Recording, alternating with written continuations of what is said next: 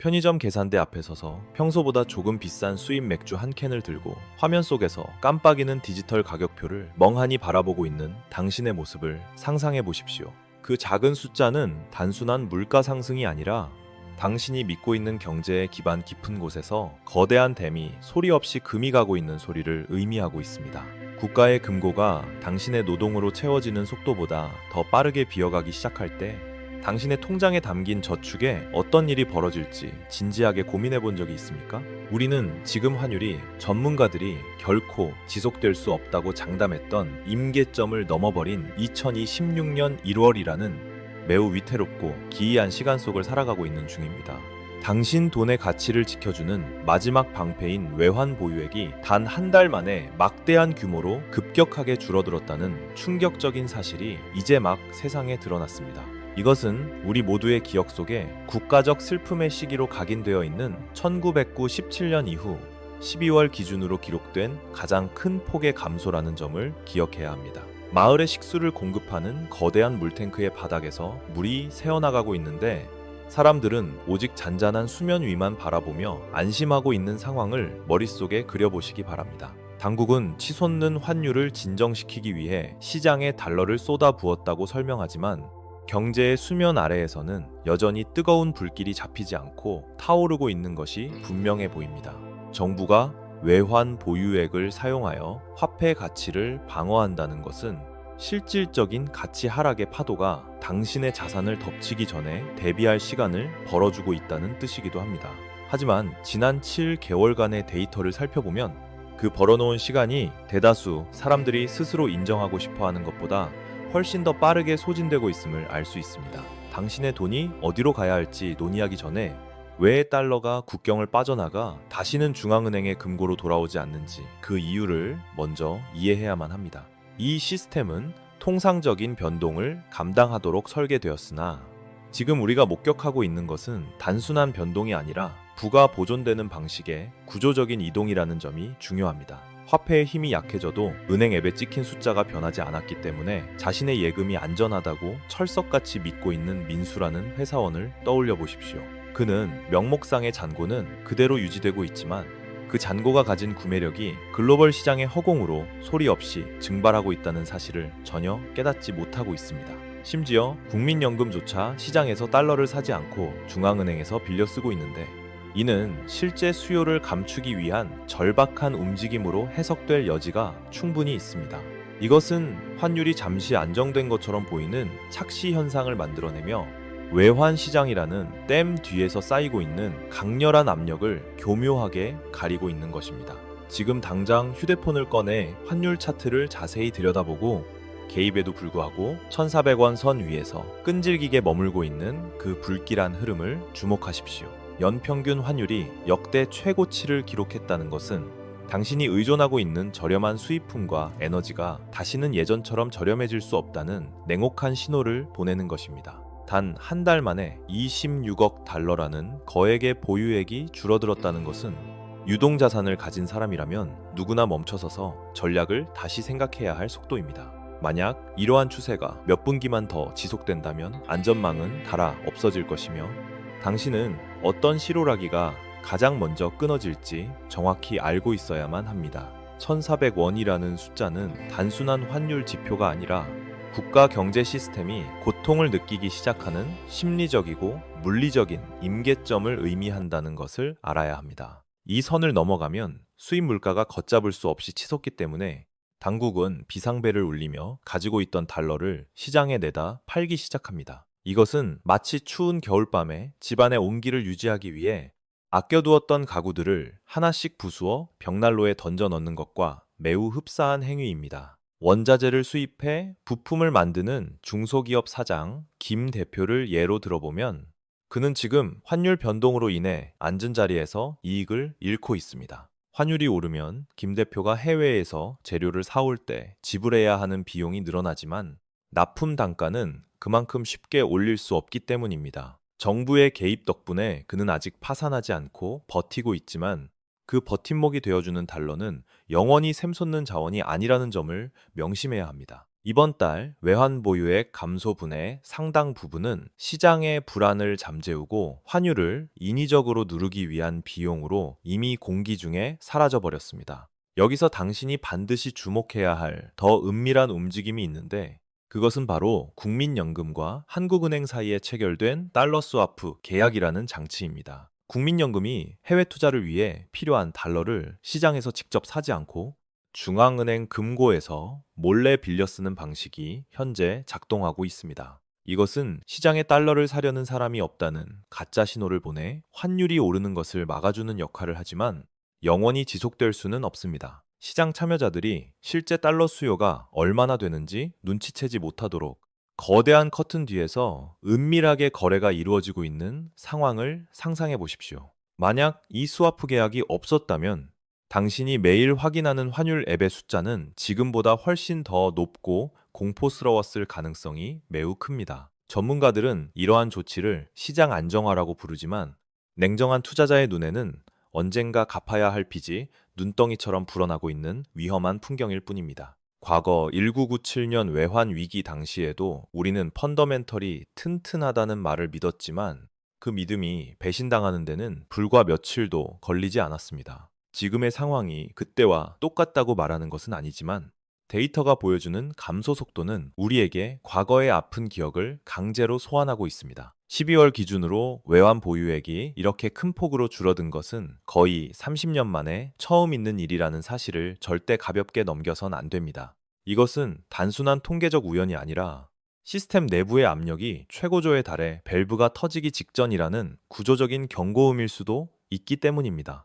당신의 자산이 원화로만 구성되어 있다면 당신은 지금 보이지 않는 구멍이 뚫린 배에 앉아 구조선이 오기만을 기다리는 것과 같습니다. 달러가 부족해지면 국가는 더 높은 이자를 주고 외화를 빌려와야 하고, 그 부담은 결국 세금과 물가 상승이라는 형태로 당신에게 돌아옵니다. 이제 우리는 이 시스템이 어떻게 작동하는지 보았으므로 다음 단계에서는 이 연쇄 반응이 구체적으로 당신의 대출 금리와 집값에 미칠 영향을 파헤쳐야 합니다. 국가가 해외에서 달러를 빌려오는 비용이 높아지면 그 청구서는 결국 시간차를 두고 당신의 주택 담보 대출 금리라는 형태로 배달됩니다. 외국인 투자자들은 국가의 외환 보유액이 줄어드는 것을 보고 높아진 위험에 대한 대가로 더 높은 채권 수익률을 요구하기 시작합니다. 당신은 환율이 먼 나라의 숫자라고 생각할지 모르지만, 그것은 매달 당신의 생활비 통장에서 현금을 직접 빨아들이는 보이지 않는 빨대입니다.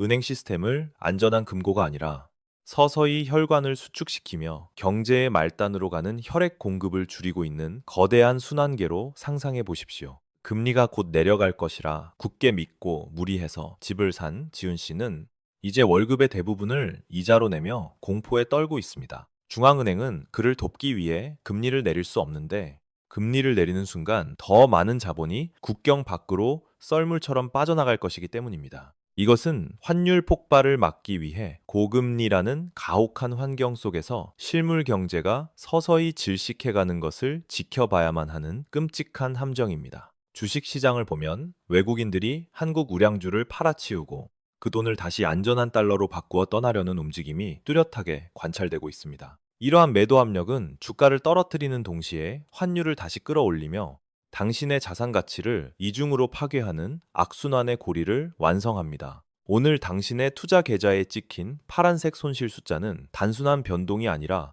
이러한 거시적 시스템의 누수가 만들어낸 직접적인 결과물임을 알아야 합니다. 언론은 여전히 경제 기초 체력이 튼튼하다고 말하겠지만, 가장 먼저 정보를 접하는 영리한 돈은 이미 비상구를 향해 조용히 이동하고 있습니다. 채권 시장의 수익률을 주의 깊게 관찰하십시오. 겉으로 보이는 좋은 뉴스에도 불구하고 금리가 튄다면 시장의 신뢰가 무너지고 있다는 확실한 증거입니다. 재정적 스트레스 앞에서 부정은 가장 흔한 반응이며, 많은 사람들이 너무 늦을 때까지 가치가 떨어지는 자산을 붙들고 헛된 희망을 품습니다. 달러 부족을 감지한 시중은행들은 현금을 비축하기 시작할 것이며, 가장 먼저 신용도가 낮은 대출자의 한도를 조용히 줄여나갈 것입니다. 당신은 대출 만기를 연장하기 위해 은행을 찾았다가 난생 처음 명확한 이유 없이 거절당하거나 일부 상환을 요구받는 경험을 하게 될지도 모릅니다. 이것이 바로 신용 경색의 시작이며 장부상에는 돈이 존재하지만 현실 세계에서는 돈이 말라버리는 가뭄이 당신의 삶을 덮치는 순간입니다. 과거 위기 때 가난해서가 아니라 단지 당장 쓸 수 있는 유동성이 부족해서 흑자 부도를 냈던 수많은 사람들의 이야기를 반드시 기억해내야만 합니다.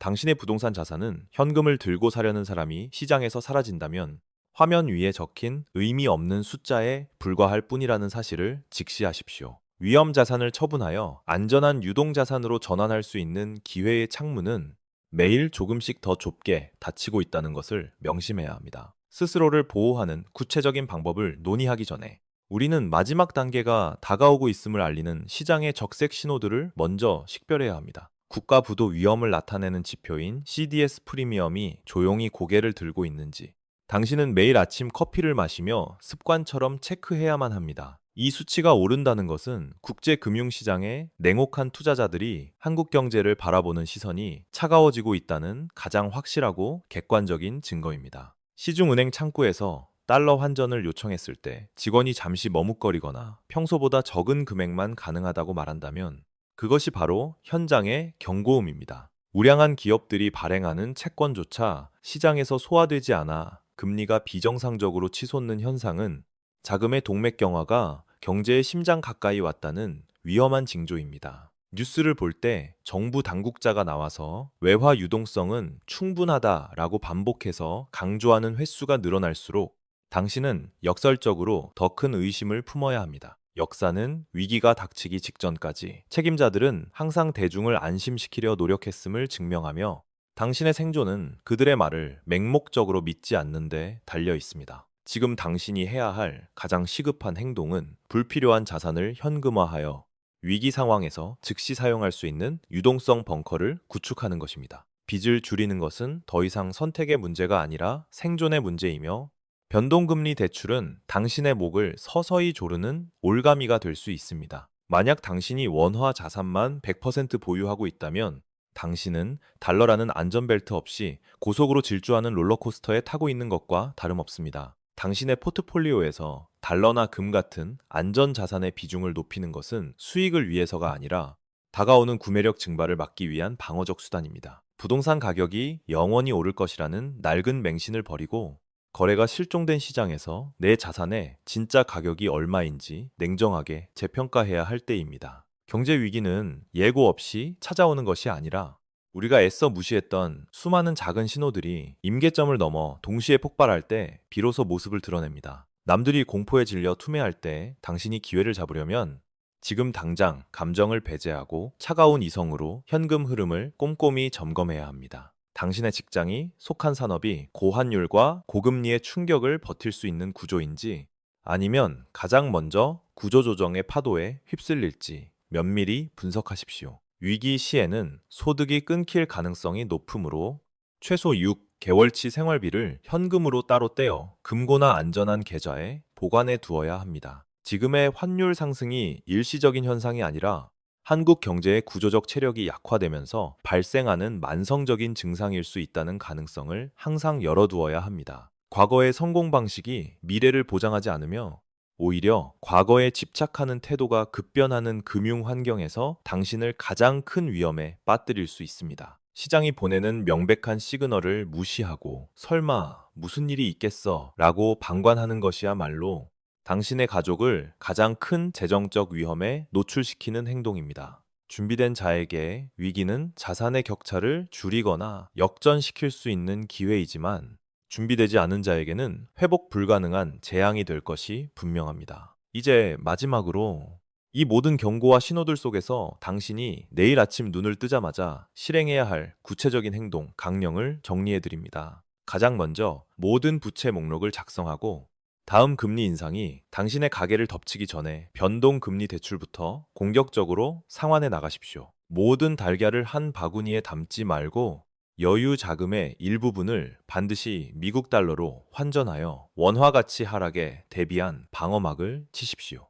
공포에 질려 장기 자산을 헐값에 매도하지 말되 환율이 심리적 저항선인 1,500원을 돌파할 경우를 대비한 명확한 탈출 전략을 미리 세워두십시오. 저렴한 수입품의 시대는 끝났으므로 불필요한 소비를 즉시 줄이고 고물가가 당신의 가처분 소득을 잠식해 들어오는 속도를 늦추기 위해 허리띠를 졸라매야 합니다. 연예 뉴스를 끄고 거시경제를 공부하기 시작하십시오. 글로벌 유동성의 흐름이 당신의 식탁과 통장에 어떤 파도를 몰고 오는지 이해해야만 생존할 수 있습니다. 외환 보유액 감소는 단순한 숫자의 변화가 아니라 거대한 물을 막고 있던 댐의 콘크리트가 구조적으로 약해지고 있다는 가장 강력하고 직접적인 경고입니다. 만약 당신이 이 경고를 무시한다면 당신은 더 열심히 일하고도 당신의 돈이 예전보다 훨씬 적은 것만 살 수 있다는 비극을 마주하게 됩니다. 1997년 위기에서 살아남은 사람들을 되돌아 보십시오. 그들은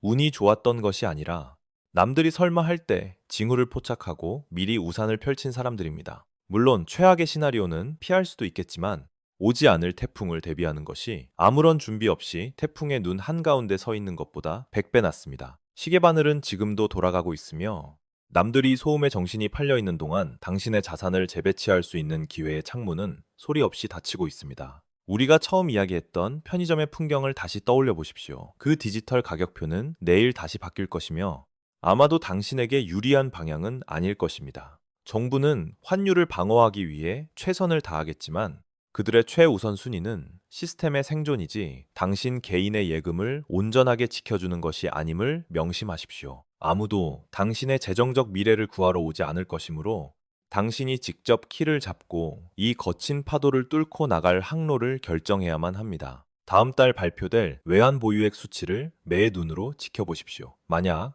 또다시 큰 폭으로 줄어든다면 그것은 성문이 닫히기 전 울리는 마지막 사이렌입니다. 우리가 완벽하게 예측할 수 없는 방식으로 연결되어 점점 더 부서지기 쉬워지는 금융 시스템 속에서 깨어있는 의식만이 당신이 가진 유일한 무기입니다. 당신은 이 균열들을 무시하고 행운을 빌거나 냉혹한 현실을 받아들이고 오늘 당장 당신만의 방주를 짓기 시작하거나 둘 중 하나를 선택해야 합니다. 썰물이 빠져나가고 누가 발가벗고 수영했는지 드러나는 순간 당신은 단단한 땅 위에 서 있을 것입니까?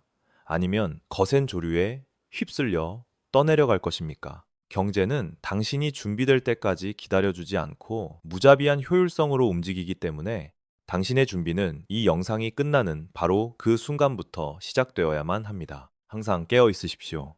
우리가 논의한 신호들을 계속 주시하고 일상의 평온함이 주는 거짓된 안정감에 속아 당신의 소중한 자산을 위험에 방치하지 마십시오.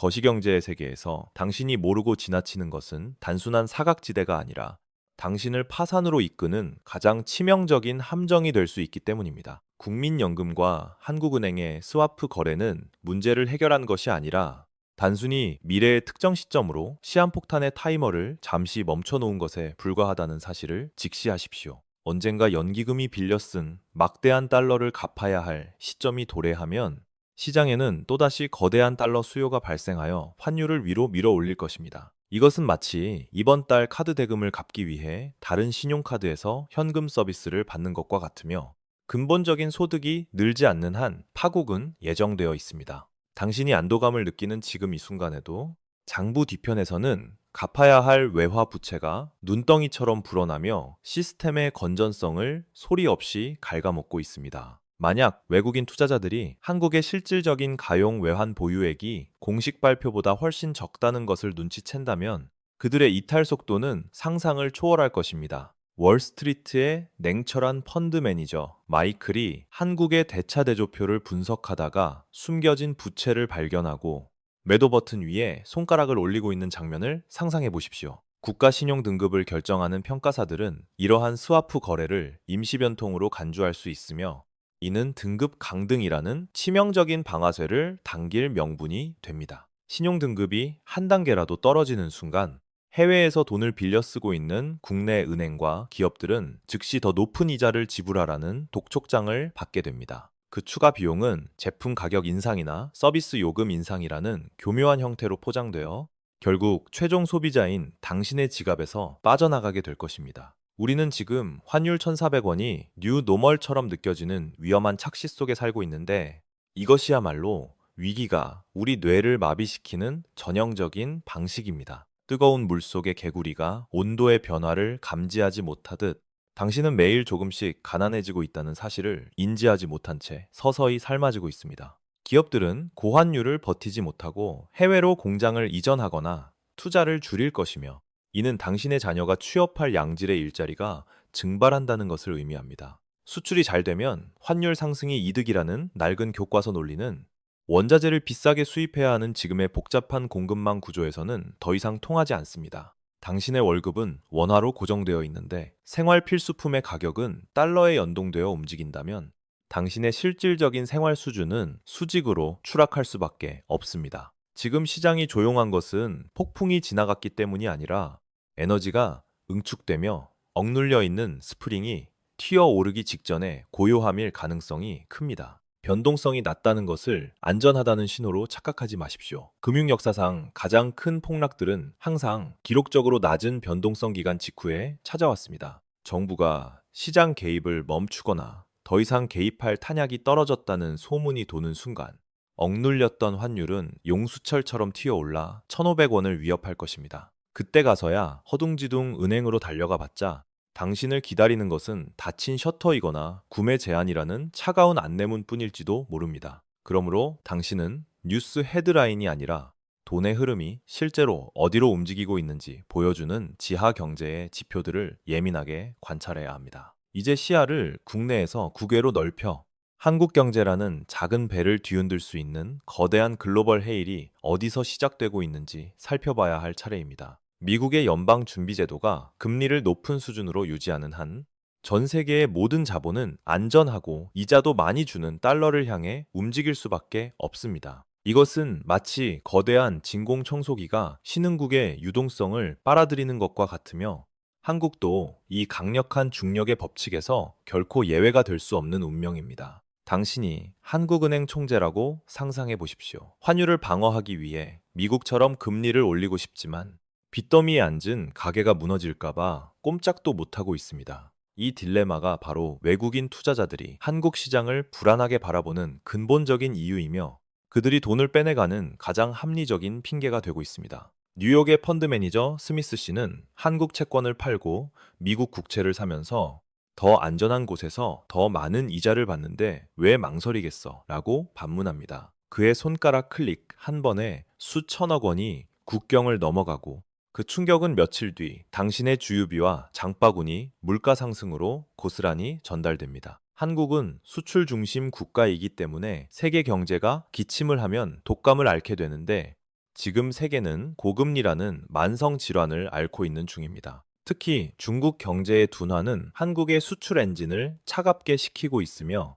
들어오는 달러가 줄어드는 상황에서 나가는 달러만 많아지는 구조를 고착화시킵니다. 당신은 달러 인덱스라는 지표를 확인해야 하는데, 이 수치가 105를 넘어 110을 향해 간다면 그것은 전 세계적인 달러 발작이 시작되었다는 신호입니다. 이때 원화는 다른 통화보다 더 심하게 두들겨 맞을 가능성이 높은데, 이는 한국 원화가 글로벌 금융시장에서 위험 회피의 대리물로 쓰이기 때문입니다. 외국인들은 한국 시장을 현금 인출기처럼 사용하며 급전이 필요할 때 유동성이 풍부한 한국 자산을 가장 먼저 팔아 현금을 확보하는 경향이 있습니다. 당신이 잠든 사이 밤새 열린 미국 시장에서 국채 금리가 급등했다면 다음 날 아침 한국 증시와 환율이 피를 흘릴 것은 거의 확정된 미래입니다. 이것은 당신의 잘못도 아니고 한국 정부가 통제할 수 있는 범위를 넘어서는 거대한 글로벌 자본 이동이라는 쓰나미가 몰려오고 있다는 뜻입니다. 에너지를 전량 수입에 의존하는 한국에게 강한 달러와 높은 유가가 동시에 겹치는 상황은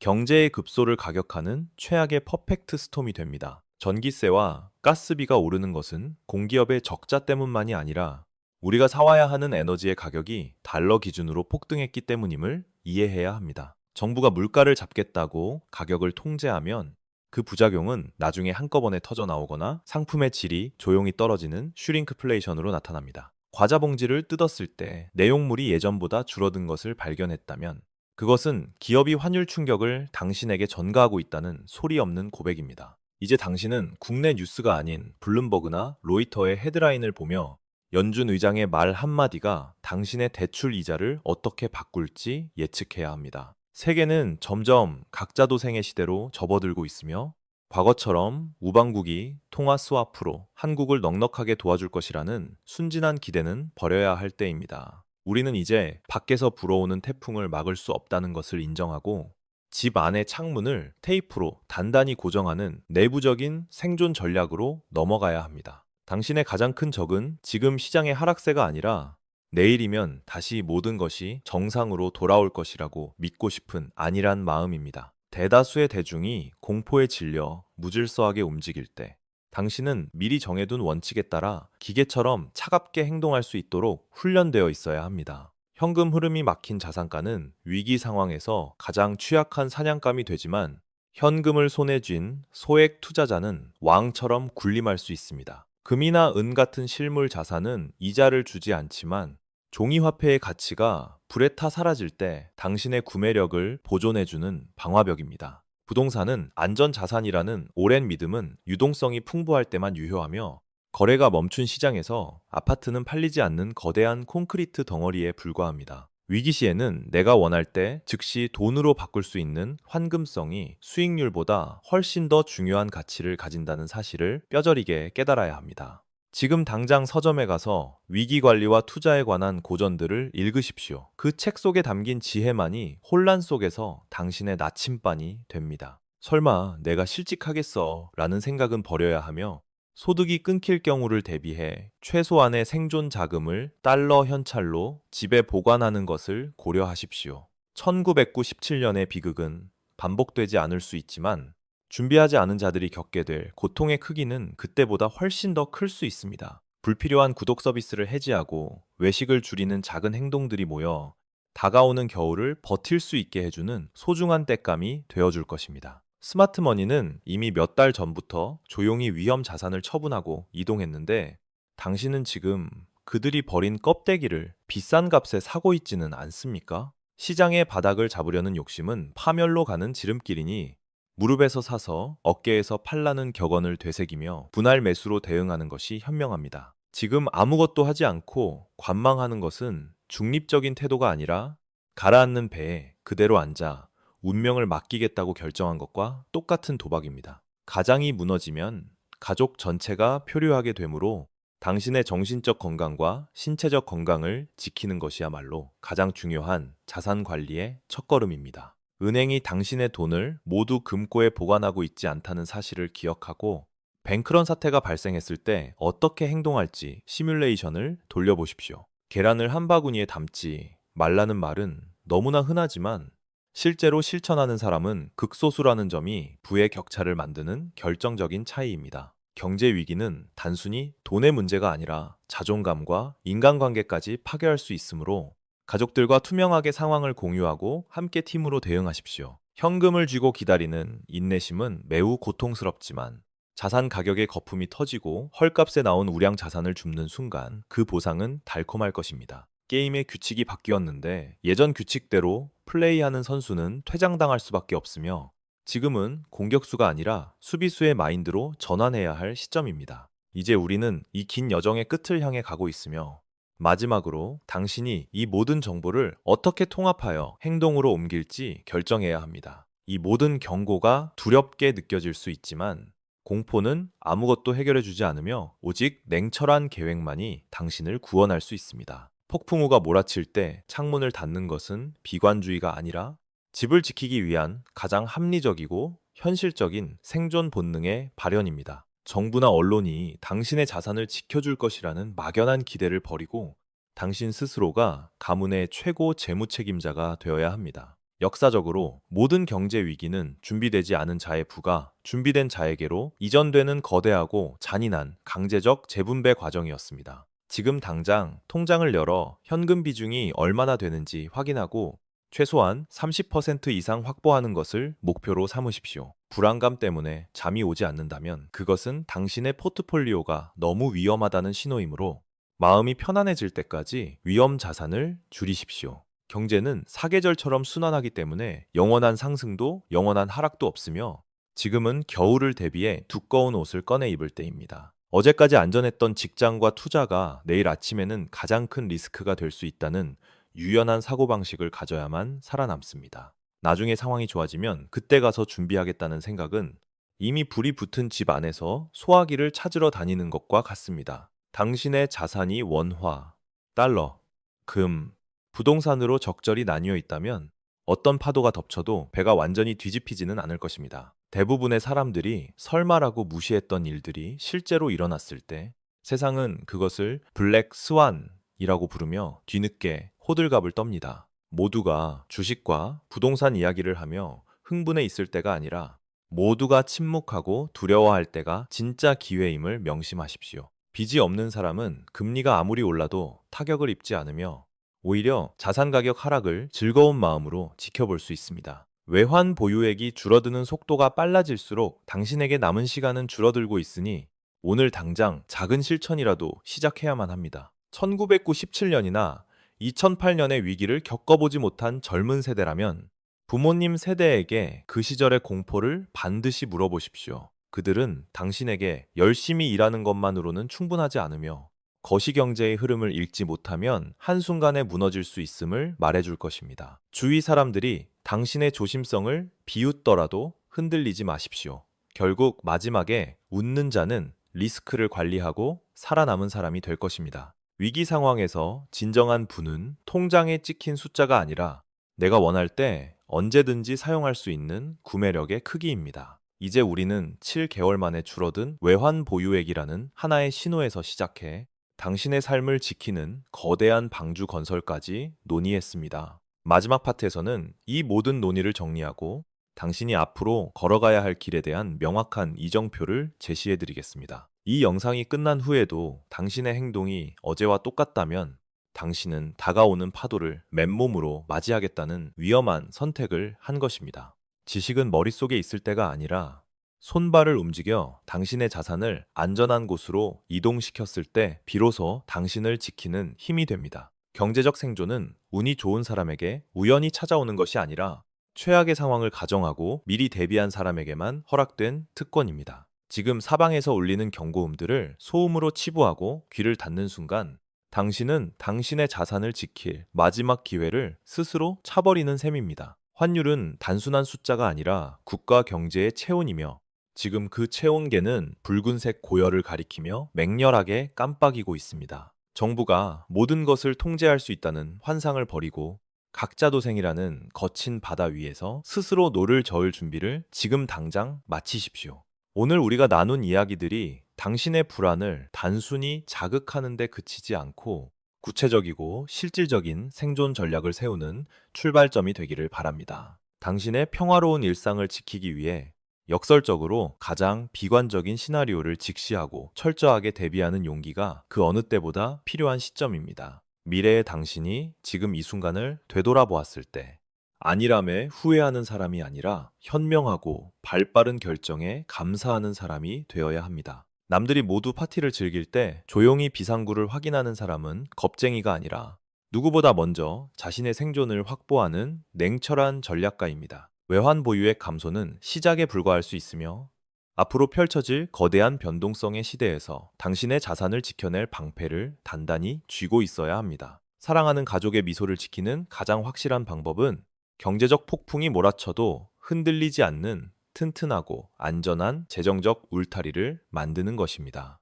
기회의 문은 영원히 열려 있지 않으며 당신이 망설이는 시간 1분 1초가 당신의 소중한 구매력을 갉아먹고 있다는 사실을 잊지 마십시오. 부디 이 모든 경고가 틀리기를 바라지만 만약 맞다면 당신의 준비는 당신의 인생을 구하는 가장 값진 보험 증서가 될 것입니다. 달러를 모으고 빚을 줄이며 실물 자산을 확보하는 기본 원칙만이 복잡한 금융공학이 무너져 내릴 때 당신을 끝까지 지켜줍니다. 이제 화면을 끄고 당신의 자산 현황판을 다시 점검하십시오. 그 속에 당신의 10년 후 미래를 결정할 정답이 숨어 있습니다. 폭풍은 언젠가 반드시 지나가겠지만 그 폭풍이 지나간 폐허 위에 건재하게 서 있는 것은 오직 준비된 자들의 견고한 성뿐입니다. 우리는 다시 만날 것이며 그때는 당신이 위기 속에서 기회를 잡은 승리자가 되어 웃으며 이 영상을 다시 볼 수 있기를 기원합니다. 다음 달 한국은행이 발표할 숫자를 주시하십시오.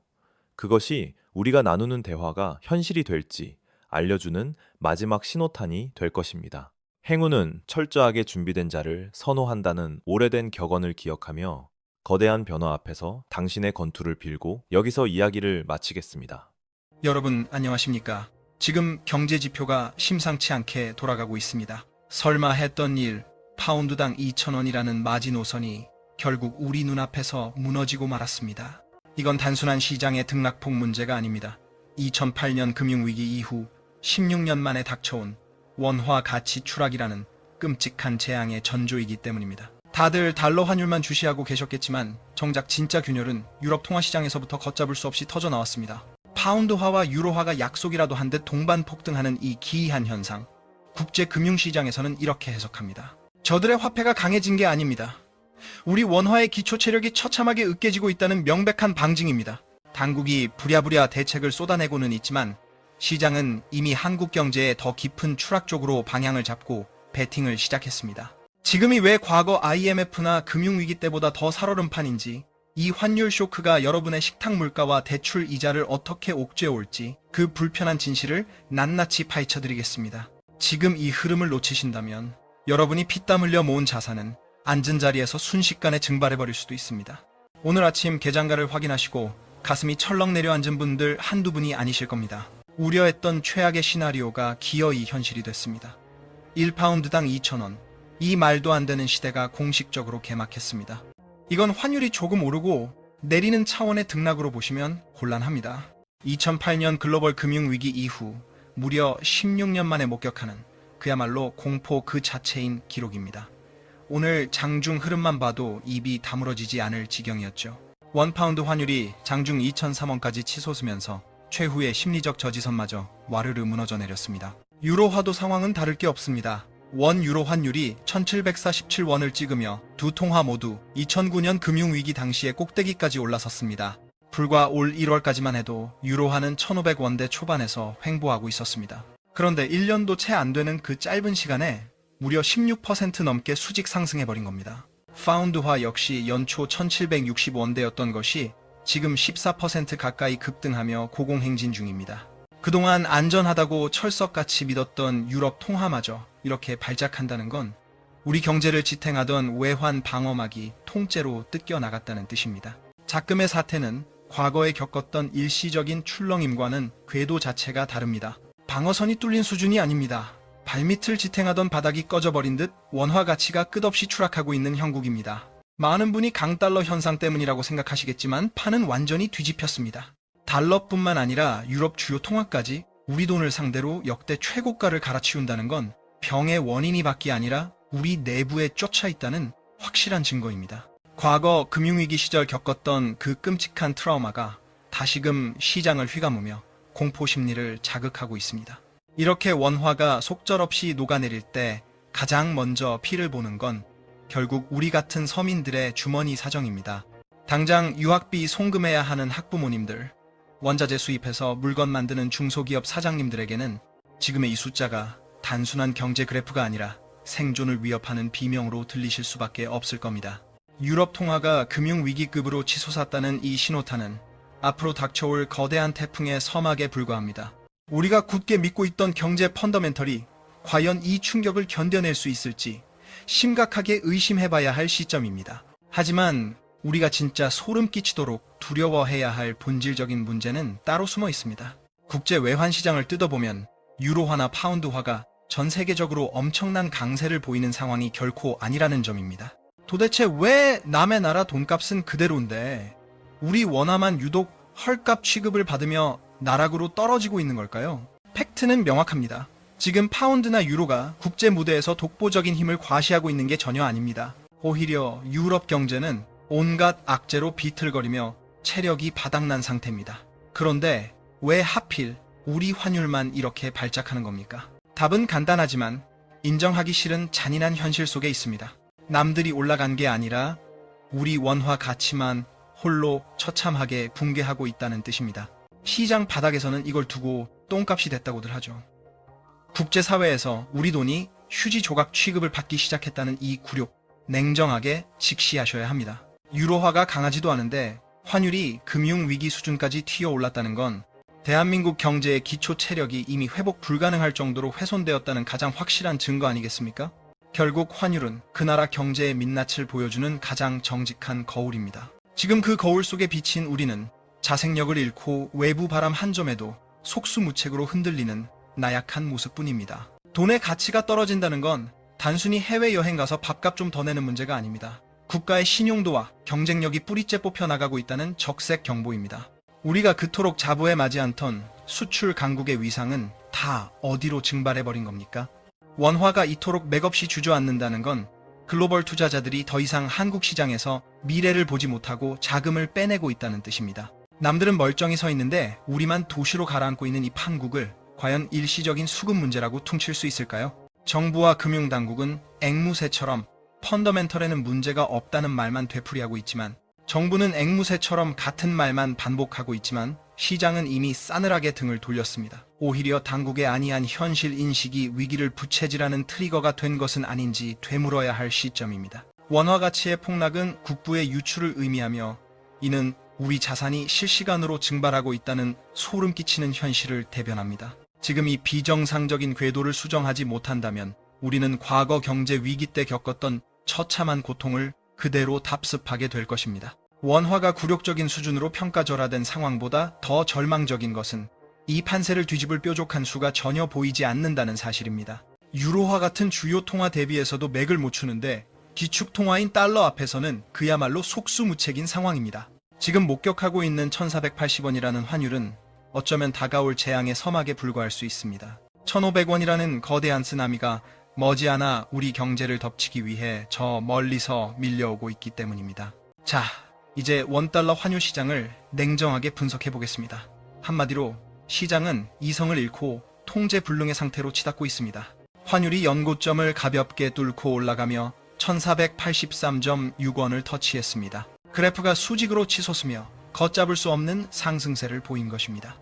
불과 반년 전인 7월만 해도 1355원선이었는데 순식간에 1500원 턱 밑까지 밀려났습니다.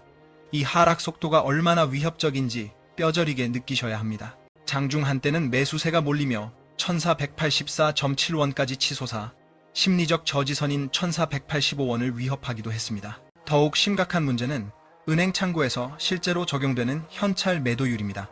실거래가는 이미 1,500원이라는 마지노선을 훌쩍 넘어선 상태입니다. 유학생 송금이나 급한 외화 결제가 필요한 서민들에게는 매일매일이 재난과도 같은 상황이 펼쳐지고 있는 셈입니다. 특히 종가 기준으로 이틀 연속 1,480원을 상회한 것은 2009년 금융위기 이후 16년 만에 처음 발생한 비상사태입니다. 당시 3월 12일에 1,496원, 다음날 1,483원을 기록했던 악몽이 떠오릅니다. 온 나라가 국가 부도라는 단어를 떠올리며 공포에 떨었던 그 트라우마가 현재 진행형으로 부활하고 있습니다. 과거 경제 위기의 망령이 되살아난 듯한 이 기이한 시장 상황을 우리는 어떻게 해석해야 하겠습니까? 환율 방어선이 곳곳에서 뚫리고 있으며 외환당국은 그야말로 패닉 상태에 빠져 허둥대고 있습니다. 대통령실과 중앙은행, 그리고 국민연금까지 가세에 가용할 수 있는 모든 수단을 동원해 시장 개입에 나서고 있습니다. 심지어 증권사의 해외 주식 마케팅까지 통제하며 개인 투자자들의 달러 수요를 억지로 누르려는 모습까지 포착되었습니다. 게다가 주요 대기업 총수들을 소집해 기업이 보유한 달러를 시장에 풀도록 사실상의 압력을 행사하고 있는 실정입니다. 국가가 행사할 수 있는 행정력의 끝을 보여주며 환율 방어에 총력을 기울이고 있는 것입니다. 하지만 비극적이게도 시장은 정부의 이러한 처절한 노력을 비웃기라도 하듯 환율 상승에 더 큰 베팅을 하고 있습니다. 당국이 배수진을 치고 나섰음에도 시장 참여자들은 1,500원 돌파를 이미 기정사실로 받아들이는 분위기입니다. 정책의 약발이 다한 곳에는 투기 세력의 탐욕과 국민들의 깊은 탄식만이 남아있을 뿐입니다. 환율이 1,500원을 넘어서는 순간 우리는 기존과는 차원이 다른 경제적 충격파를 맞이하게 될 것입니다. 수입 원자재 가격이 폭등하면서 물가는 통제 범위를 벗어나 고공행진을 할 것이 자명합니다. 이는 곧바로 장바구니 물가 폭등과 가계 경제의 파탄으로 이어질 것입니다.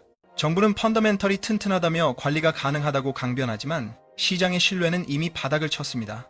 오히려 정부가 감추고 있는 치명적인 경제적 결함이 있는 것은 아닌지 의구심만 증폭되고 있습니다. 도대체 왜 우리 정부는 이런 위기 상황에서 가장 강력한 안전판인 한미 통화 스와프조차 논의하지 못하고 있는 것일까요? 컨트롤 타워에서 나오는 안이한 발언들이 오히려 시장의 불확실성을 키우고 공포 심리를 자극하고 있습니다.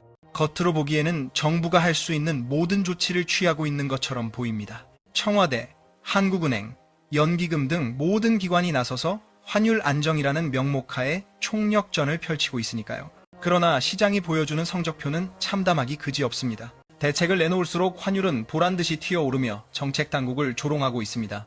정부의 헛발질을 구체적으로 살펴보겠습니다. 최근에는 증권사들이 진행하는 해외 주식 이벤트까지 정부가 직접 개입해 중단시켰습니다.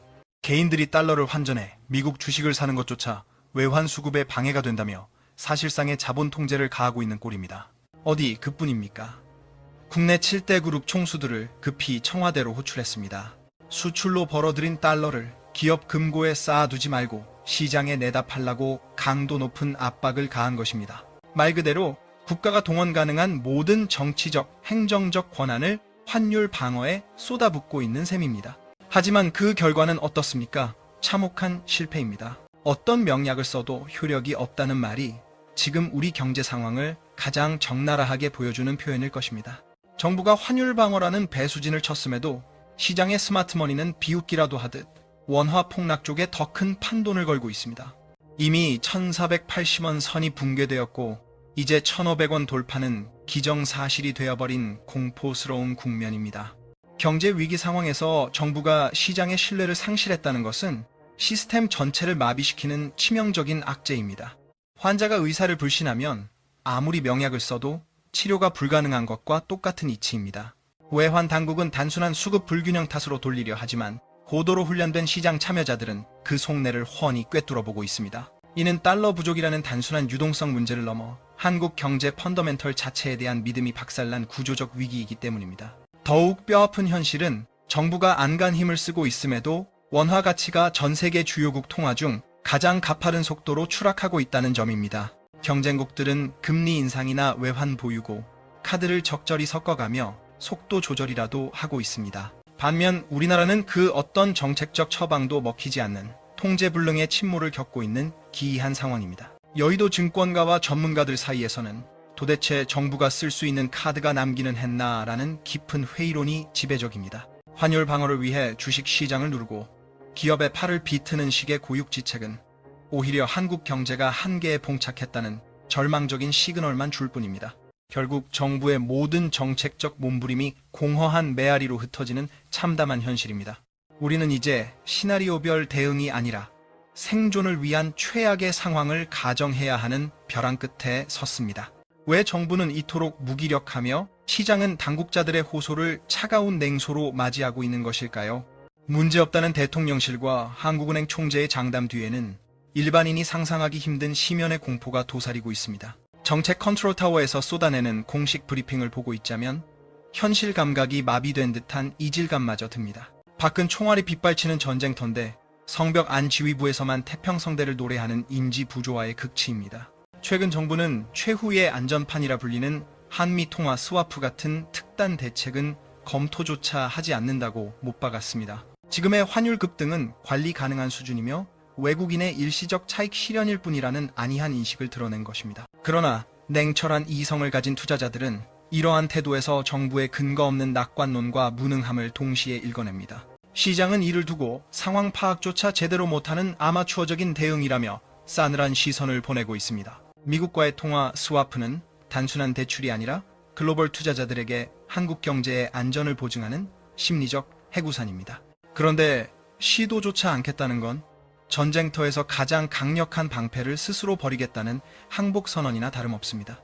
정부의 이런 배짱 플레이를 보고 과연 어떤 외국인 투자자가 한국 시장에 자산을 묻어두고 싶어 하겠습니까? 여러분 스스로에게 냉정하게 자문해 보십시오. 나라면 이 침몰하는 배에 계속 타고 있을지 말입니다. 오르막이 있으면 내리막이 있다는 식의 한가한 교과서적 훈계는 매일 아침 폭주하는 환율 전광판 앞에서 아무런 위로가 되지 못합니다. 이창용 한국은행 총재의 최근 화법 또한 시장의 불안 심리를 잠재우기는커녕 불을 지르고 있는 형국입니다. 과거 금융위기 수준은 아니니 안심하라는 발언이 오히려 역설적인 공포를 자아내고 있는 것입니다. 왜 그 말이 투자자들의 귀에는 곧 위기가 닥칠 수 있다는 서늘한 경고음으로 들리는 걸까요? 이 총재는 은행들이 줄도산하고 국가 부도 위기에 몰렸던 과거의 위기들과는 결이 다르다고 선을 그었습니다. 시스템 붕괴가 아니라 고물가와 자산 격차의 문제일 뿐이라는 것이 그들의 방어 논리입니다. 하지만 여러분, 그 행간을 한번 읽어보십시오. 경제 수장이 굳이 국가 부도나 파산 같은 극단적인 단어를 입 밖으로 꺼냈다는 것 자체가 현 상황의 위중함을 자인하는 꼴입니다. 병원에서 의사가 검사도 하기 전에 아직 죽을 병은 아니니 집에 가라고 한다면 그게 위로가 되겠습니까? 오히려 내 상태가 얼마나 심각하길래 저런 말을 먼저 꺼낼까라는 원초적 공포심만 생기지 않겠습니까? 시장은 이 발언을 심리적 저지선이 뚫렸다는 위험 신호로 해석합니다. 환율은 그 나라 경제의 성적표이자 거울입니다.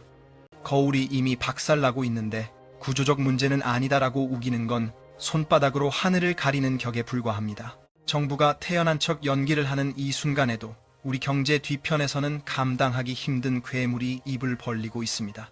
바로 국제통화기금, IMF조차 심각하게 경고한 대한민국 국부의 치명적 약점에 관한 이야기입니다. 그것은 바로 통제 불능 상태로 치닫고 있는 국가 부채의 증가 속도입니다. 선진국들은 이미 긴축 재정으로 허리띠를 졸라매는데 비기축 통화국인 우리는 무슨 배짱으로 부채 폭주를 멈추지 않는 겁니까? 이 빚의 굴레가 어떻게 환율을 천장까지 밀어올리고 여러분의 미래를 갉아먹는지 그 끔찍한 실체를 낱낱이 파헤쳐드리겠습니다. IMF가 한국에 보낸 경고장은 단순한 조언이 아니라 섬뜩한 데스노트와도 같이 무겁게 다가옵니다. 우리가 직면한 진짜 재앙은 당장 바꿀 달러가 없는 게 아니라 국가 경제의 기초 체력이 뿌리부터 썩어 들어가고 있다는 사실입니다. IMF는 대한민국이 비기축 통화국이라는 태생적 한계를 지적하며 경고의 수위를 높이고 있습니다. 나락의 끝을 향해 빛의 속도로 질주하는 부채 공화국, 그것이 바로 지금 대한민국을 가리키는 냉혹한 평가입니다. 이는 단순한 경고음을 넘어 우리 경제의 근간을 붕괴시킬 수 있는 메가톤급 뇌관과 다름없으며 실제 지표들은 이미 공포 그 자체입니다. 2030년까지의 GDP 대비 정부 부채 증가 속도를 분석한 결과 미국이 18.4%로 불명예스러운 1위를 차지했습니다. 그러나 미국은 기축통화국이라는 특권 덕분에 달러를 무제한으로 발행하여 위기를 희석시킬 수 있는 치트키를 가진 나라입니다. 진짜 비극은 그 다음입니다. 바로 우리나라가 11%라는 압도적인 수치로 세계 2위를 기록했다는 충격적인 사실입니다. 경제 대국인 독일이나 일본 혹은 최근 파산 위기를 겪었던 나라들과 견주어 봐도 우리의 빚이 불어나는 속도는 가히 살인적인 수준입니다.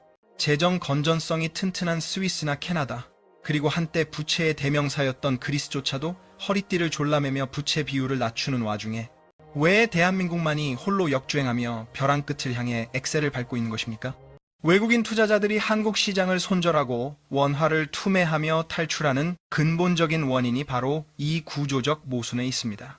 나라빚의 폭증은 국가 신용도의 추락을 의미하며 이는 필연적으로 통화가치의 급락이라는 참사를 불러옵니다. 화폐의 가치는 곧 그 나라 경제의 기초 체력인데 중병이 들어 빚더미에 앉은 환자의 자산을 누가 신뢰하고 보유하려 하겠습니까? 기억하십시오. 이 부채의 덫은 정부 청사 안에서만 일어나는 탁상 공론이 아닙니다. 국가의 기초 체력이 고갈되면 환율을 방어할 수 있는 방파제는 순식간에 무너져 내립니다. 정부가 외환 시장에 개입하고 대기업 팔을 비틀어도 깨진 독에 물 붓기식으로 외환 보유고만 탕진하게 되는 이유가 여기에 있습니다. 글로벌 거대 자본인 스마트머니는 이미 한국을 심각한 부채 리스크를 안고 있는 위험 투자처로 낙인 찍었습니다. 그들의 눈에 비친 한국은 인구 절벽으로 생산성은 바닥을 치는데 빚만 산더미처럼 쌓여가는 침몰하는 베일 분위기에 원화 강세는 망상에 가깝습니다.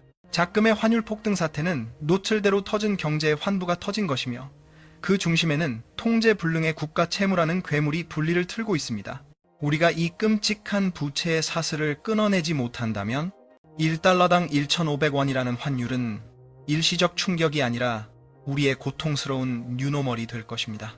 국가가 감당하지 못한 빚의 무게는 결국 가장 약한 고리인 국민 개개인의 삶을 짓누르는 족쇄가 됩니다. 곳간이 텅 빈 나라는 결정적인 경제 위기가 닥쳤을 때 국민을 지켜줄 최후의 안전판을 상실한 것과 같습니다. 지금 당장 전광판에 찍히는 환율 숫자의 등락에 일희일비할 때가 결코 아닙니다. 이 거대한 부채의 쓰나미가 실물 경제를 어떻게 초토화하고 여러분의 저녁 밥상을 얼마나 빈곤하게 만드는지 그 잔혹한 연결고리를 직시해야 합니다. 국가 채무는 결국 세금 폭탄과 살인적인 물가, 그리고 금리 폭등이라는 세 개의 화살이 되어 우리 심장을 겨누게 될 것이며 이미 그 파괴적인 징후들은 곳곳에서 터져 나오고 있습니다. 환율 급등은 수입 물가를 밀어올리고 이는 곧장 금리 인상을 강제하여 빚으로 버티는 자영업자와 서민들의 목을 조여옵니다. 이 지독한 악순환의 굴레가 우리의 평범한 일상을 어떻게 찢어놓고 있는지 이제 그 참혹한 현장의 비명에 귀를 기울여야 합니다. 환율 상승이 그저 뉴스 앵커가 읽어주는 건조한 경제 지표라고 생각했다면 그것은 치명적인 착각입니다. 그 숫자는 이제 여러분의 식탁 위 반찬을 뺏어가고 월급 통장을 스쳐가는 대출 이자라는 날카로운 흉기가 되어 돌아왔습니다. 환율 1,480원의 쇼크는 이미 서민 경제의 밑바닥부터 쑥대밭으로 만들었습니다.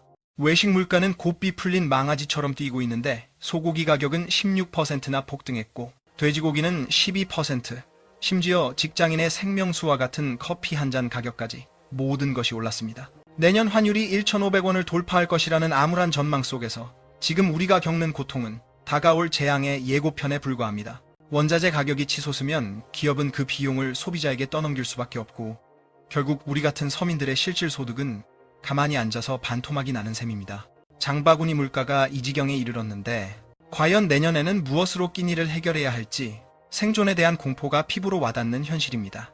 진짜 비극은 물가 상승에서 멈추지 않고 더 잔인한 경제적 타격을 향해 질주한다는 점입니다. 환율 방어와 물가 안정을 위해 울며 겨자 먹기로 금리를 올릴 수밖에 없는 금리의 덫이 우리를 기다리고 있습니다. 환율이 뛰면 채권 금리와 시장 금리가 동반 상승하고 이는 곧바로 여러분의 영혼까지 끌어모은 주택담보대출 금리의 폭주로 이어집니다. 이미 K뱅크의 아파트 담보대출 금리는 연 8.2%라는 살인적인 수치를 찍으며 시장을 경악하게 만들었습니다. 하나은행이나 농협은행 등 주요 시중은행들의 금리 하단도 이미 5%를 뚫었고 고정금리는 6%대를 훨씬 상회하고 있습니다. 영혼까지 끌어모아 집을 산 영끌족들은 원금 상환은 꿈도 못 꾸고 눈덩이처럼 불어나는 이자를 막느라 숨이 턱 밑까지 차올랐습니다. 고환율이 촉발한 고물가, 그리고 이를 잡기 위한 고금리라는 이 삼중고의 압박은 우리 경제가 다시 일어설 수 있는 마지막 동력마저 짓밟고 있습니다. 경기는 얼어붙는데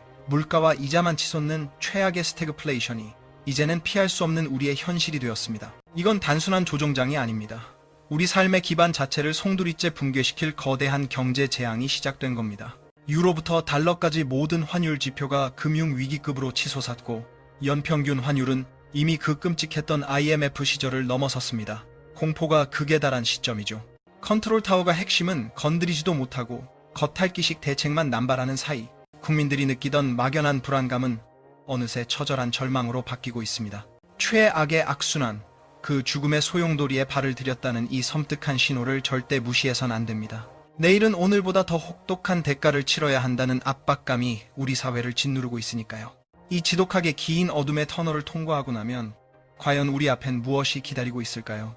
쏟아지는 실물 데이터와 현장의 비명을 종합해보면 지금 상황은 우리가 상상하는 것 이상으로 훨씬 엄중하고 위태롭습니다. 이 거대한 파도 앞에서 우리가 반드시 직시해야 할 마지막 진실, 그리고 살아남기 위한 생존 전략을 정리하며 오늘 이야기를 매듭지을까 합니다. 오늘 확인한 우리 경제의 민낯, 생각했던 것보다 훨씬 더 냉혹하고 잔인하지 않습니까? 올해 연평균 환율이 1998년 외환위기 당시 기록했던 1394원을 이미 훌쩍 넘겼다는 데이터가 모든 걸 증명하고 있습니다. 정부는 앵무새처럼 기초 체력은 튼튼하다며 낙관론만 펼치고 있지만 시장이 공포에 질려 비명을 지르는 이유는 너무나도 명백합니다. 우리는 과거와 비교도 안 될 만큼 거대한 빚더미 위에 앉아있고 환율과 물가, 금리가 서로의 목을 조르는 지옥의 사이클에 갇혀버렸기 때문입니다. 대비하지 않은 사람에게 이 위기는 재앙이겠지만 흐름을 읽고 미리 칼을 가는 사람에게는 계층 이동의 기회가 될 수도 있습니다. 당국이 우왕좌왕하며 골든타임을 놓치는 지금 여러분의 소중한 자산을 지키기 위해선 그 어느 때보다 차갑고 예리한 판단력이 필수입니다. 오늘 브리핑해드린 내용은 철저하게 검증된 시장 지표와 팩트를 기반으로 분석해드렸음을 알려드립니다. 다만 투자의 최종 책임은 오직 여러분 자신에게 있다는 점을 명심하시고 급변하는 시장 상황에 유연하게 대처하시길 강력히 권고합니다. 이 경제 태풍이 어디까지 번질지 우리가 붙잡아야 할 다음 생존 키워드는 무엇인지 궁금하시다면 구독과 좋아요 버튼을 꾹 눌러주세요. 조만간 더 날카로운 분석과 시급한 속보를 들고 다시 찾아오겠습니다. 감사합니다. 반갑습니다. 시장의 이면을 날카롭게 파고드는 부스피입니다. 여러분, 지금 깔고 앉은 그 자산이 정말 안전지대에 있다고 확신하십니까? 아니면 정부가 앵무새처럼 반복하는 괜찮다는 립서비스 하나만 믿고 피 같은 노후 자금을 방치하고 계신 건 아닙니까? 오늘 금융당국 수장이 긴급 회의를 열고 시장 안정 프로그램에 무려 100조 원을 투입하겠다고 선언했습니다. 거포장은 시장을 안심시키는 구원투수 같지만 저는 이 대목에서 등골이 서늘해지는 위기감을 지울 수가 없습니다. 시장 체력이 정말 튼튼하다면 왜 하필 이 시점에 100조 원이라는 천문학적인 산소호흡기를 급하게 달아야만 했을까요? 뒤집어 생각하면 지금 당장 돈 보따리를 풀지 않으면 시스템이 붕괴될 수도 있다는 공포가 관가 내부에 팽배해 있다는 방증입니다. 금리 인하라는 막연한 희망회로만 돌리며 멍하니 있다가는 내일 당장 감당 불가능한 이자 폭탄을 맞고 길바닥으로 나앉게 될 수도 있는 절체절명의 순간입니다. 오늘 방송에서는 정부가 안정이라는 가면 뒤에 필사적으로 감추려 하는 진짜 위기의 시그널들을 낱낱이 해부해드리겠습니다. 누구나 아는 흘러간 뉴스가 아닙니다. 여러분의 생존과 직결된 돈의 핏줄, 그 흐름을 집요하게 파헤칠 겁니다. 지금부터 정신 똑바로 차리십시오. 여러분이 철석같이 믿어왔던 금융상식이 송두리째 뒤집히는 현장을 목격하게 될 것입니다. 자, 본론으로 직행합니다. 금융위원장이 호기롭게 꺼내든 100조 원 규모의 시장 안정 프로그램 연장안. 얼핏 들으면 정부가 돈을 풀어 방어막을 쳐주는 든든한 지원군 같죠? 하지만 똑똑히 보십시오. 시장은 아주 싸늘하게 비웃고 있습니다. 3년물 국고채의 금리가 3.08%를 넘나들고 5년물은 3.2%, 10년물은 무려 3.35%까지 치솟았습니다. 100조 원이라는 거대한 유동성 카드를 던졌는데도 시장은 왜 이토록 냉담할까요? 이건 정책의 약발이 더 이상 먹히지 않는다는 명백한 증거입니다. 관료들이 아무리 문제없다고 외쳐대도 채권 시장을 움직이는 큰 손들은 이미 침몰하는 배에서 발을 빼고 있다는 뜻입니다. 기준금리가 2.5%인데 시장 금리가 3% 밑으로 내려올 생각을 안 합니다. 이건 시장이 향후 경기를 그만큼 암울하게 보고 있다는 자백이나 다름없습니다. 지금 당국의 개입은 깨진 독에 물을 붓는, 아니 밑 빠진 독에 돈을 쏟아붓는 격입니다. 여러분의 소중한 자산이 저 밑 빠진 독 안에서 함께 증발하고 있지는 않은지 냉정하게 점검해야 할 때입니다. 돈 찍어내기와 보증으로 막는 것도 한계점에 도달했습니다. 작년부터 1년 내내 돌려온 프로그램인데 안정은커녕 금리가 떨어지지 않는 하방 경직성만 더 단단해지고 있습니다. 이건 단순한 등락이 아닙니다. 우리 금융 시스템의 기초 면역력이 바닥났음을 알리는 아주 위중한 경고음입니다. 특히 5년물과 30년물 장기금리까지 요동친다는 건 경제에 대한 장기적 신뢰가 뿌리부터 흔들리고 있다는 뜻입니다. 정부는 필요하면 과감하게 나서겠다고 하지만 시장은 그 과감함을 절박한 비명으로 받아들이고 있습니다. 진짜 공포스러운 건 이 100조 원이라는 돈조차 실제 다가올 위기의 파도를 막기에는 조약돌 하나 던지는 수준일 수 있다는 점입니다. 정부가 모든 걸 통제할 수 있다는 환상, 이제는 버리셔야 합니다. 지금의 고금리 고착화는 외부 변수가 아닙니다. 우리 경제 내부의 갓은 상처가 터지기 직전임을 알리는 새빨간 경고등입니다. 여러분은 이 100조 원 투입이 여러분의 주택담보대출 이자를 깎아줄 거라고 믿으십니까? 천만의 말씀입니다. 오히려 채권 물량이 쏟아지면서 시중금리를 더 밀어 올리는 치명적인 역효과만 낳고 있습니다. 엄중하게 예의주시하겠다는 당국의 말은 이제 시장에서 아무런 힘도 못 쓰는 공허한 메아리가 되었습니다. 그런데 말입니다. 이 금리 고통보다 훨씬 더 끔찍한 재앙이 코앞에 와 있습니다. 당장 내년 1월부터 우리 목을 조여올 수십조 원 단위의 만기 폭탄, 그게 진짜 괴물입니다. 그 압도적인 숫자가 의미하는 파멸적 실체, 다음 장에서 적나라하게 까발려 드리겠습니다. 내년 1, 4분기, 우리는 한 번도 경험해보지 못한 거대한 유동성 절벽 앞에 서게 될 겁니다. 지금 정부가 발표한 72조 원, 단순히 액수가 크구나 하고 넘길 문제가 아닙니다. 이 숫자 뒤에는 은행채 52조 8천억 원, 여전채 19조 6천억 원이라는 구체적이고도 파괴적인 뇌관이 숨겨져 있습니다. 특히 은행채는 평년 대비 무려 25%나 폭증한 물량이 한꺼번에 쏟아집니다. 이게 왜 재앙의 서막일까요? 채권 만기가 돌아오면 갚든지 아니면 더 비싼 이자를 쳐주며 빚을 갈아타는 차환을 해야 합니다. 저금리 시절 꿀 빨며 발행했던 채권들을 이제는 3%가 훌쩍 넘는 고금리로 다시 찍어내야 하는 상황입니다. 은행 입장에서 돈 구하는 비용이 이렇게 폭등하는데 대출 금리를 낮춰줄 리가 있겠습니까? 꿈도 꾸지 마십시오. 결국 은행은 자기들이 살기 위해 그 늘어난 비용을 고스란히 대출자인 여러분에게 전가할 수밖에 없는 구조입니다. 이건 도덕의 문제가 아닙니다. 생존을 위한 냉혹한 산수입니다. 더 절망적인 건 이 고통이 1분기로 끝나지 않는다는 겁니다. 데이터를 뜯어보면 내년 2, 4분기 은행채 만기가 60조 원에 육박하고 4, 4분기에도 50조 원을 상회합니다. 한번 겪고 지나갈 소나기가 아니라 1년 내내 목을 조여온 고금리 공포, 그 끝이 보이지 않습니다. 아랫돌 빼서 윗돌 괴는 식의 위태로운 자금 돌려막기가 드디어 임계점에 다다랐습니다.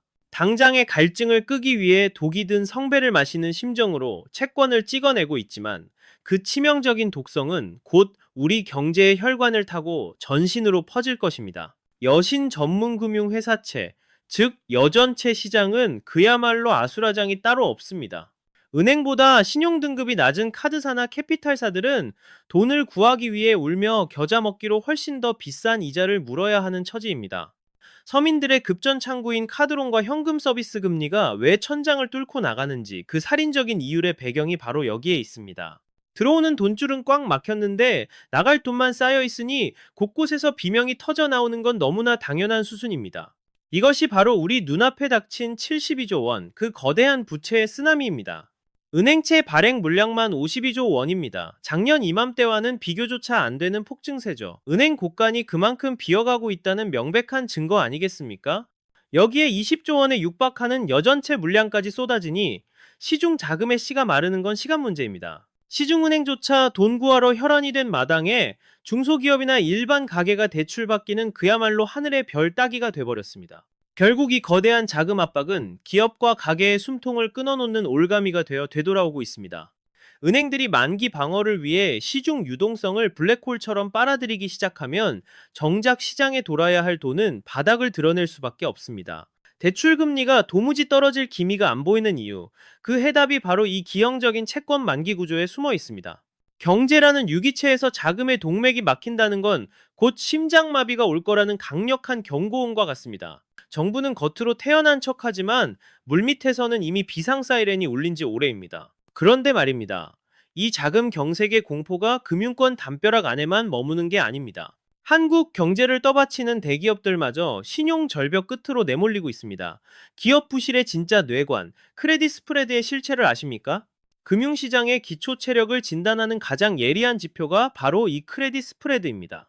국고채와 회사채의 금리 차이를 말하는데 지금 이 수치가 보내는 시그널은 공포 그 자체입니다. 최근 3년 만기 국고채와 AA- 등급 회사채의 스프레드가 0.5%포인트를 돌파했습니다. 지난달까지만 해도 0.43% 선에서 관리되던 격차가 순식간에 벌어졌습니다.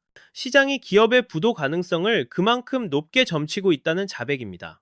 레고랜드 사태 직후의 대혼란을 빼면 연중 최고치에 육박하는 초비상 상황입니다. 나라가 보증하는 채권보다 기업 채권에 훨씬 더 많은 웃돈을 얹어달라는 건 돈맥이 끊기는 신용경색, 즉 돈맥경화가 시작됐다는 뜻입니다.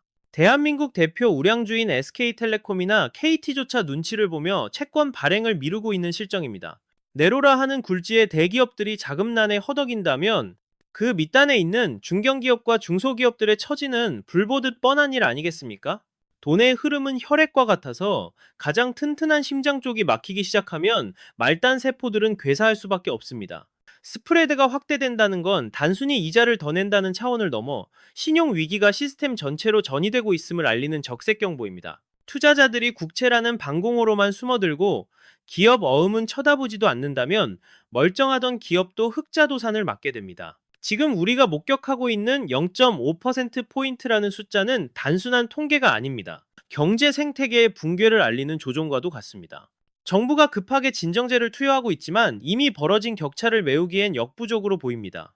현금 확보 전쟁에 뛰어든 기업들이 시중 유동성을 진공청소기처럼 빨아들이고 그 결과 금리가 더 치솟는 악순환의 늪에 빠졌습니다. 돈을 빌려야 하는 기업들은 이자 폭탄이 무서워 투자를 포기하게 되고 이는 곧 경기 침체로 직행하는 전형적인 불황의 전조 증상입니다. 여러분이 몸담은 회사 혹은 투자한 기업의 재무 체력이 이 살인적인 금리 파고를 견딜 수 있는지 반드시 점검하셔야 합니다. 대기업들마저 고간 문을 걸어 잠그고 현금 쟁여두기에 나선 모습은 앞으로 닥칠 폭풍이 예사롭지 않음을 암시합니다. 신용등급이 짱짱한 기업들조차 3.5% 이상의 고금리를 줘야 겨우 채권을 팔 수 있는 판국인데 서민금융이 온전할 리가 있겠습니까? 신용도에 따라 금리 격차가 벌어지는 금리 양극화 현상은 결국 우리 사회 전반의 비용 청구서로 돌아올 것입니다. 이건 남의 나라 기업 얘기가 아닙니다. 여러분의 일자리와 월급 통장을 위협하는 실존적 공포입니다. 그런데 말입니다. 기업들이 비명을 지르는 사이 개인들에게는 더 잔인하고 직접적인 숫자가 날아들었습니다. 은행 자금 조달의 기준인 코픽스 금리가 3년 만에 최대폭으로 치솟으며 우리 집 대출 이자를 정조준하고 있습니다. 그 충격적인 상승세의 실체를 지금 바로 까보겠습니다. 11월 코픽스 금리가 무려 0.24%포인트가 급등했다는 이 소식, 단순한 숫자의 변화가 아닙니다. 우리 서민 경제에 떨어진 핵폭탄급 재앙이나 다름없습니다. 이건 지표가 조금 오른 수준이 아니라 3년 만에 금융시장이 발작을 일으켰다고 봐도 무방할 만큼 심각한 충격입니다. 영원까지 끌어모아 대출받은 영끌족들에게는 이제 비명지를 기력조차 남지 않은 잔혹한 현실이 턱 밑까지 차올랐습니다. 8개의 시중은행의 자금 조달 비용인 코픽스가 이렇게 수직 상승했다는 건 무슨 뜻일까요? 당장 내일부터 여러분 통장에서 빠져나갈 이자 액수가 완전히 달라진다는 그야말로 냉혹한 선전포고입니다. 지난 8월 2.49%였던 수치가 9월과 10월을 거쳐 불과 2달 만에 2.81%까지 솟구쳤습니다. 넉 달 연속 오름세도 공포스럽지만 이번 상승폭은 가히 충격적입니다. 우리가 겪은 최악의 악몽, 2022년 11월의 0.36% 폭등 이후 가장 가파른 기울기입니다. 0.36% 폭등 이후 가장 큰 폭의 상승입니다.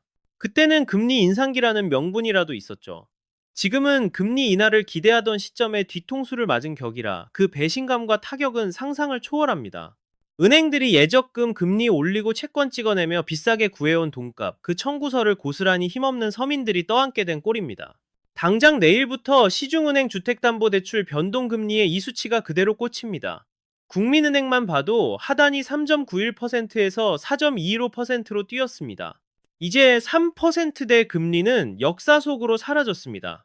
3.91%에서 4.215%로 올라서며 이제 3%대 금리는 전설 속의 이야기가 되어버렸습니다. 상단은 이미 5.55%를 찍었습니다. 우리은행 역시 하단 4% 벽이 깨졌으니 사실상 5대 시중은행에서 3%대 주담대는 전멸했다고 봐야 합니다. 이것이 바로 여러분이 맨몸으로 부딪혀야 할 2025년의 살벌한 첫 장면입니다. 더 끔찍한 건 하나은행과 농협은행입니다. 하나은행 아파트로는 이번 인상분을 적용하면 상단이 6% 장벽을 가볍게 넘어설 전망입니다. 농협은행 또한 이미 상단이 6.06%에 달해 있습니다. 6.06%에 달해 있는데 이번 0.24%의 상승분을 더하면 6.3%라는 경악스러운 숫자를 목격하게 될 겁니다. 6.3%라는 경이로운 숫자를 보게 될 것입니다. 혼합형 고정금리조차 일주일 사이에 0.13%씩 야금야금 오르는 판국입니다. 0.13%씩 오르고 있는 상황에서 변동금리까지 폭주해버리니 대출자들은 그야말로 사면초가의 늪에 빠졌습니다. 매달 갚아야 할 이자가 수십만 원씩 불어나는 것, 이제는 피할 수도 없는 확정된 미래입니다. 월급은 그대로인데 이자 비용만 눈덩이처럼 커지니 지갑을 닫고 경기가 얼어붙는 건 불보듯 뻔한 수순입니다. 집값이 바닥이라는 달콤한 속삭임에 속아 빚을 낸 청년들에게 이번 코픽스 쇼크는 인생을 송두리째 흔들 치명적인 독배가 될 공산이 큽니다. 조달 금리가 올라도 은행은 절대 손해보지 않습니다. 가산금리라는 명패 뒤에 숨어 자기들 마진은 챙기고 모든 위험은 오직 돈 빌린 여러분에게 전가하니까요. 정부는 시장 안정을 외치지만 실제 창구에서 느껴지는 체감 온도는 이미 빙하기 한가운데입니다. 내년 상반기 은행채 만기 물량 폭탄까지 감안하면 이 금리 상승 압력 절대 쉽게 꺾이지 않습니다. 오히려 지금이 제일 싼 금리일지도 모른다는 공포 섞인 전망이 나오는 이유입니다. 빚을 줄이지 못한 채 이 파도를 맞으면 결과는 참혹할 겁니다. 그런데 여기서 잠깐 더 중요한 문제가 있습니다. 매달 빠져나가는 이자 걱정보다 훨씬 더 근원적이고 섬뜩한 공포가 금융권 밑바닥에서 끓어오르고 있습니다. 대한민국 중앙은행인 한국은행이 왜 하필 새해 벽두부터 뱅크런 대응 모의 훈련이라는 극약 처방을 꺼내 들었을까요? 그들이 감지한 진짜 위기의 신호, 지금부터 긴급 점검해드리겠습니다. 한국은행이 내년 1월 2일부터 대출 채권 담보 제도를 가동하고 관련 모의 훈련까지 실시하겠다고 전격 선언했습니다. 그냥 들으면 일 잘하는구나 싶겠지만 판을 아는 사람들에겐 등골이 오싹해지는 뉴스입니다. 대출 채권 담보라는 건 쉽게 말해 은행이 가지고 있는 대출 증서를 중앙은행에 맡기고 급전을 당겨 쓰는 방식입니다. 평소라면 국공채 같은 우량 자산만으로 충분했을 겁니다. 그런데 이제는 일반 대출 채권까지 담보로 잡아야 할 만큼 유동성 위기에 대한 경보가 최고조에 달했다는 방증입니다. 왜 지금일까요? 이창용 총재는 이미 수차례 우리나라도 초고속 뱅크런에 대비해야 한다고 경고해 왔습니다. 스마트폰 터치 몇 번에 수조 원이 증발하는 시대, 기존 방식으론 은행 파산을 막을 수 없다는 절박함이 묻어납니다. 미국 실리콘밸리 은행 사태 보셨지 않습니까? 신뢰가 깨지는 건 찰나이고 그 순간 중앙은행이 돈을 꽂아주지 못하면 전체가 도미노처럼 무너집니다. 연말에 시스템 점검하고 새해부터 바로 훈련한다? 이건 단순한 정기 점검이 아닙니다. 실제 상황이 터질 확률이 그 어느 때보다 높다는 방증입니다. 우리가 믿는 시중은행들 과연 안전할까요? 겉은 번지르르 하지만 속은 부동산 PF 부실과 연체율 급등이라는 시한폭탄을 품고 있습니다. 만약 특정 금융사에서 작은 균열이라도 발생해 예금자들이 동요하기 시작하면 디지털 뱅크런은 산불처럼 전국을 집어삼킬 것입니다. 한국은행이 비상조치로 담보 인정 범위를 대거 늘렸다는 건 냉정하게 말해 우리 금융의 뼈대가 이미 사글대로 사갔다는 사실을 스스로 고백한 셈입니다. 소방수가 급하게 방화복을 챙겨 입고 호스를 잡았다면 그건 이미 우리 곁에서 매캐한 연기가 피어오르고 있다는 명백한 신호입니다. 설마 내 계좌가 잠기겠어 하고 안일하게 생각하실 수 있지만 공포라는 감정은 언제나 이성적인 판단보다 한 발 앞서 달리기 마련입니다. 당국이 아무리 예금자 보호를 외쳐대도 막상 내 돈을 내 맘대로 못 찾는 순간이 닥치면 그 아수라장은 누구도 통제할 수 없게 됩니다. 하느니 뱅크런 방지책을 가동했다는 사실 자체가 금융권의 붓은 상처가 이제 터지기 직전까지 차올랐다는 가장 살벌한 사이렌 소리입니다. 먼지 쌓인 비상구를 급히 열어젖히고 탈출로를 확인하기 시작했다는 건 이미 건물 안이 시커먼 연기로 가득 찼다는 걸 방증하는 게 아니고 또 뭐겠습니까? 당국자들이 입버릇처럼 내뱉는 엄중대처라는 표현 뒤에는 도저히 손 쓸 수 없는 변수들이 너무 많다는 공포심이 삼리를 틀고 있습니다. 은행에 돈이 마르면 금리는 뛸 수밖에 없고 이는 결국 빚낸 서민들의 목을 조르는 끔찍한 악순환의 고리로 연결됩니다. 중앙은행이 직접 나서서 대출 채권까지 받아주겠다는 건 시장 스스로 정화할 수 있는 능력이 사실상 사망 선고를 받았다는 뜻입니다. 지금은 단순한 불경기를 논할 때가 아니라 금융 시스템이 사느냐 죽느냐 하는 절체절명의 생존 게임 단계로 들어선 겁니다. 여기서 잠깐 짚고 넘어가야 할 더 무서운 사실이 있습니다. 안에서 새는 쪽박이 밖에서도 샌다고 하죠. 우리 금융의 위기는 내부의 현금 인출 사태 정도에서 그치지 않습니다. 국경 밖을 보면 원화 가치가 휴지 조각 마냥 곤두박질 치며 그 끔찍했던 외환 위기의 악령이 다시 깨어나고 있으니까요. 정부가 마지노선이라며 꺼내든 650억 달러짜리 국민연금 카드. 과연 우리를 지켜줄 방패일까요? 아니면 우리 노후를 잿더미로 만들 불쏘시개일까요? 그 위험천만한 도박의 민낯을 까발려 보겠습니다. 환율은 결국 1470원 선을 무참히 뚫어버리고 1480원 고지를 향해 미친 듯이 질주하고 있습니다. 휴일인 일요일에 장관들을 긴급 호출했을 때부터 이미 이런 파국은 예고되어 있었던 건지도 모릅니다. 오늘 내놓은 해법이라는 게 결국 국민연금이라는 최후의 보루를 다시 한번 시장의 불구덩이 속으로 집어던지겠다는 것이었습니다. 외환 당국과 국민연금이 외환 스와프 한도를 기존 500억 달러에서 650억 달러로 대폭 늘리기로 합의한 겁니다. 우리 돈으로 환산하면 무려 90조 원에 육박하는 그야말로 천문학적인 액수입니다. 불과 1년 전만 해도 350억 달러였던 한도가 500억 달러를 거치더니 어느새 650억 달러까지 불어났습니다. 한도를 계속 늘린다는 건 원화 가치를 방어할 다른 수단이 바닥나고 있다는 절박한 자백이나 다름없습니다. 정부는 보유고를 직접 허무는 대신 연금의 달러를 빌렸음으로써 대외 건전성 지표를 관리하려 애쓰지만 시장의 눈치 빠른 투자자들은 이미 그 얄팍한 속내를 간파했습니다. 진짜 쓸 수 있는 실탄이 넉넉하다면 왜 자꾸 국민의 생명줄인 연금 주머니를 기웃거리겠습니까? 이건 그저 아랫돌 빼서 윗돌 괴는 식의 전형적인 덴질 처방일 뿐입니다. 국민연금이 해외 투자를 위해 달러를 구할 때 시장이 아닌 한국은행 금고를 이용하면 일시적으로 달러 수요를 줄이는 효과는 분명 존재합니다. 하지만 이건 어디까지나 장부상의 착시 현상일 뿐 원화 가치가 추락하는 근본적인 흐름을 막아설 수는 없습니다. 실제로 오늘 이런 초강수를 뒀음에도 환율은 1460원대 후반에서 꿈쩍도 하지 않고 있습니다. 시장 참여자들은 정부의 카드가 동났음을 눈치채고 오히려 더 높은 환율을 겨냥해 역배팅을 이어가는 형국입니다. 여러분의 노후를 지탱해야 할 소중한 연금이 지금 이 위험천만한 도박판의 판돈으로 쓰이고 있다는 사실에 등골이 서늘해지지 않으십니까? 정부는 국민의 피 같은 노후 자금을 반드시 사수하겠다고 호언장담합니다. 하지만 그 약속을 믿기엔 국민연금을 급한 불 끄는 소방수로 동원한 전력이 너무 화려합니다.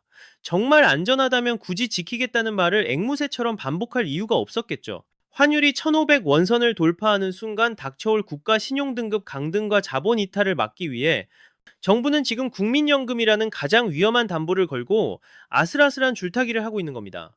만약 환율 방어에 실패하고 연금 수익률마저 곤두박질 친다면 그 피해는 고스란히 은퇴 세대와 우리 자녀들이 짊어져야 할 빚더미가 됩니다. 지난 9월만 해도 1,400원 아래 머물렀던 환율이 불과 석 달 만에 1,470원을 넘나들고 있습니다.